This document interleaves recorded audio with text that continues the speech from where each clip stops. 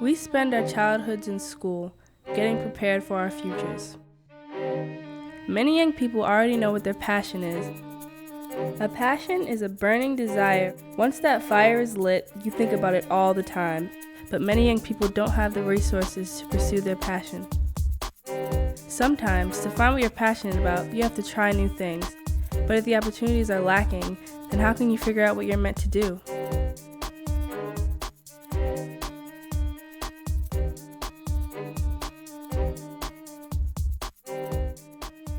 We are filmmakers at Wide Angle Youth Media, where we learn how to make movies. We know how important it is to have the opportunity to explore our passion for filmmaking. Young people need experiences that support them beyond the school day. Mayor Rawlings Blake needs to honor her commitment. In 2011, she publicly promised to double funding for after-school programs to over $10 million if elected. But this year, the city's budget for out-of-school programs is less than $5 million. Not only can after-school programs help one find their passion, but they are statistically proven to increase student attendance. In order to show what Baltimore City youth are capable of, we profiled other young people with amazing stories. We hope that these young people inspire you to discover and pursue your own passion, or to help a young person discover theirs. In the late afternoon, the halls at Western High School are filled with the sounds of grinding metal and power tools.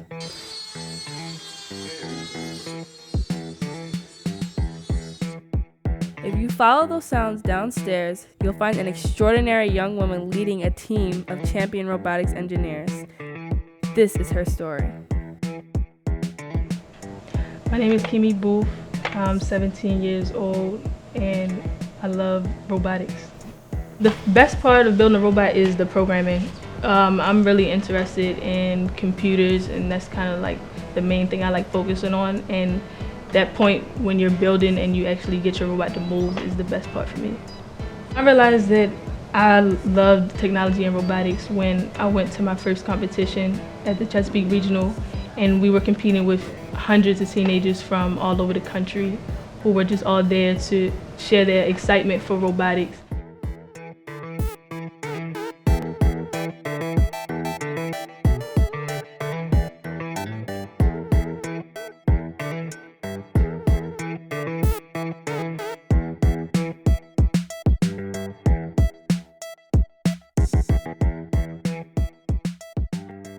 So the goals of the Robo-Doves is to inspire everybody in the city to get more city kids involved in STEM. STEM is science, technology, engineering, and math. And we want Baltimore City to be seen in a more positive light. We want people to understand that we can be African American, we can be teenagers, and we can still excel. We are different than the normal robotics scene that you would see, so when we step into the competition, people notice us right away by us being African American and being an all-female team. We're at the 2013 FRC Chesapeake Regional for the game Ultimate Descent. Each team that is here spent the same 6 weeks building a robot to compete in the same game, but everyone builds it in a different way. And they all use it to throw the frisbees into the goal to get either 1, 2, or 3 points.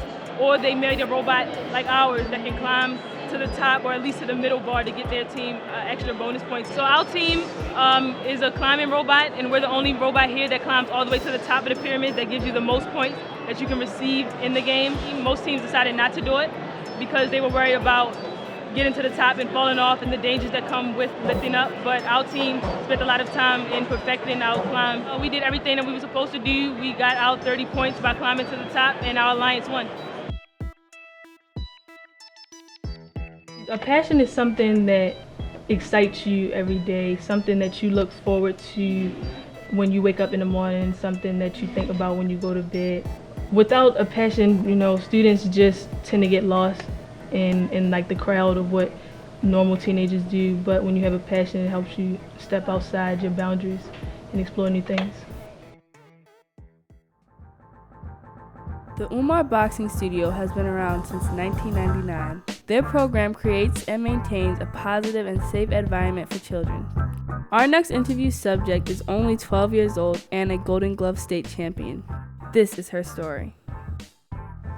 My name is Ykitta. I'm 12 years old and I box. I have 10 fights and 1 knockout. I've won the silver gloves, the golden gloves, the power tournament, and the junior Olympics. I always said that I want to be an undefeated female boxer.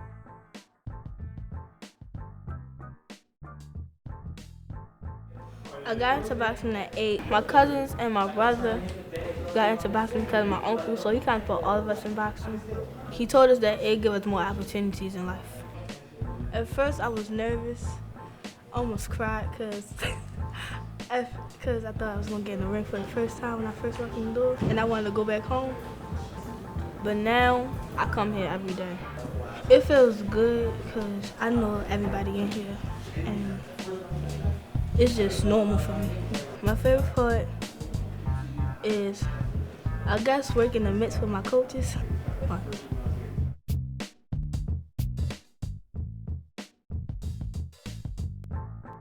I don't become a professional boxer, I was thinking about becoming a lawyer.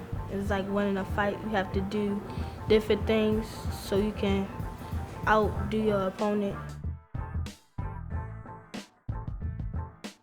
No hooks before books means if you don't go into the classroom and do your homework, you can't come out into the gym area and train. Education is important, and you need good grades in order to box or to do anything.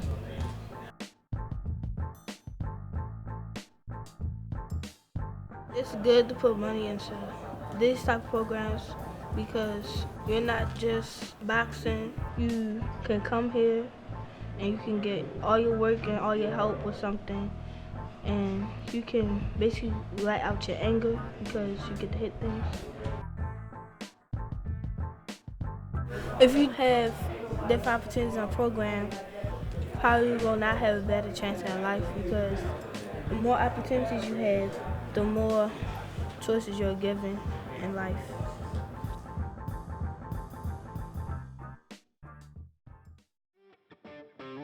Our next interview subject has been appointed to the highest youth government position in the state. Serving as the chairman of Maryland's Youth Advisory Council, this Baltimore native is a voice for young people from all of Maryland. This is his story. I am Cody Dorsey. I'm the youth co-chairman of the Maryland Youth Advisory Council. I am 16. I'm passionate about public service and politics and really youth empowerment in the state of Maryland. It feels good because a lot of people haven't had the same opportunities I have. The first feeling is that it feels good. The second feeling is I need to roll up my sleeves because people are dependent on me. They're dependent on me to be that youth voice. When I was 12, my mom had me go to the Obama campaign office on Utah Street. She said, hey, you like Obama, how about you go and see how you can help out? And so I did that. I was waving signs, and I said, I don't want to do more than wave signs. And so they said, well, how about you do some phone banking? And so I started calling people down in Virginia and Florida, getting their support for the president. And then after the election was over, I said, well, what else can I do? And I emailed Councilwoman Mary Pat Clark, chair of the City Council's Education Committee, and I said, well, maybe I can come in and give a youth voice. And she said, well, why not? She had me come in and meet with her, and then a couple days later, she emailed me back and said, hey, you're my youth advisor, congratulations. I was nervous, but she made me feel comfortable, and she said, hey, speak what's on your mind. And that's what I've been doing it ever since. My biggest accomplishment is probably being elected chair and being appointed by the governor. I'm the only person out of 57 members who is from Baltimore. A lot of African Americans are not on the council. When I first got there, they had asked me, they said, where are you from? I said, I'm from Baltimore. And they said, is it anything like The Wire? Coming from Baltimore, I felt like I had to prove that the city I'm from, my hometown, wasn't like The Wire, that we have a lot that we can give. They might be talking about closing a school, and I said, well, why are we closing a school and opening up a prison? And they said, well, you have a point there. They said, it's no money. I said, we have to find money, because I said, you guys always say that children are 100% of the future, but we're the present. We are here and now. What you do now affect us now. And they'll say, well, that's asking for too much, or You can't do everything all at once.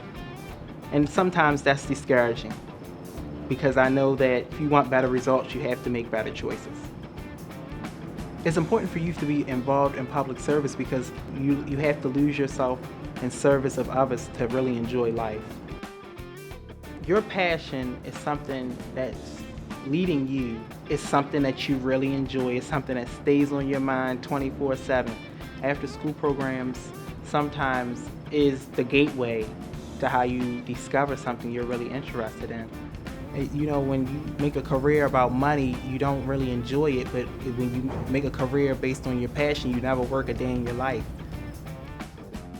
As we have seen, fulfilling a passion comes with a feeling of pride and self-accomplishment. When young people join an out-of-school program, it broadens their skills, experience, and can help young people like us to discover what we want to do with our lives.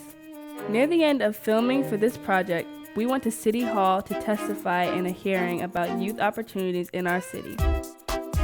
It was awe-inspiring to speak alongside dozens of organizations, all showing their support for increasing the budget for after-school programs. But we need your help. Tell your city council representative that in order to have a healthy, thriving city, youth like us need opportunities to pursue their interests and to fall in love with a passion. And if you are a young person, you owe it to yourself to try new things and discover talents you might not even know you have.